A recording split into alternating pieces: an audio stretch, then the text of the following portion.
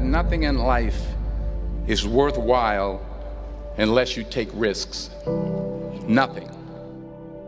Nelson Mandela said, "There is no passion to be found playing small and settling for a life that's less than the one you're capable of living." Now, I'm sure in your experiences in school and applying to college and picking your major and deciding what you want to do with life, I'm sure people have told you to make sure you have something to fall back on. Make sure you got something to fall back on, honey. But I never understood that concept, having something to fall back on. If I'm going to fall, I don't want to fall back on anything. I want to fall forward. I figure at least this way I'll see what I'm going to hit. Without consistency, you'll never finish. So do what you feel passionate about. Take chances. Don't be afraid to fail. There's an old IQ test, was 9 dots. And you had to draw 5 lines with a pencil within these 9 dots without lifting the pencil. The only way to do it was to go outside the box. Don't be afraid to think outside the box. Don't be afraid to fail big, to dream big.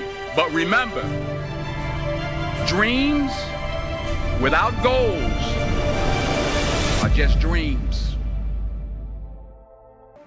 Number 1,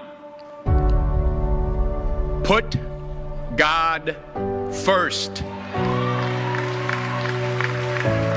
Put God first in everything you do. Everything that you think you see in me, everything that I've accomplished, everything that you think I have, and I have a few things, everything that I have is by the grace of God. Understand that. It's a gift. 40 years ago, March 27th, 1975, it was 40 years ago, just this past March, I was flunking out of college. I had a 1.7 grade point average. I hope none of you can relate. I had a 1.7 grade point average.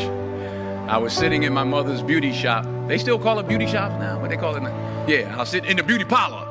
I was sitting in my mother's beauty parlor, and I'm looking in the mirror, and I see behind me this woman under the dryer.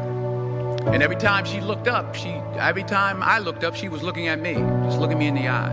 And I didn't know who she was, and I said, she said, "Somebody give me a pen, give me a pencil, I have a prophecy." March 27, 1975, she said, "Boy, you are going to travel the world and speak to millions of people." Now, mind you, I was flunked out of college. I'm thinking about joining the army. I didn't know what I was going to do, and she's telling me I'm going to travel the world and speak to millions of people. Well, I have traveled the world, and I have spoke to millions of people. But that's not the most important thing, the success that I had. The most important thing is that what she taught me and what she told me that day has stayed with me since. I've been protected. I've been directed. I've been corrected. I've kept God in my life, and it's kept me humble. I didn't always stick with him, but he always stuck with me.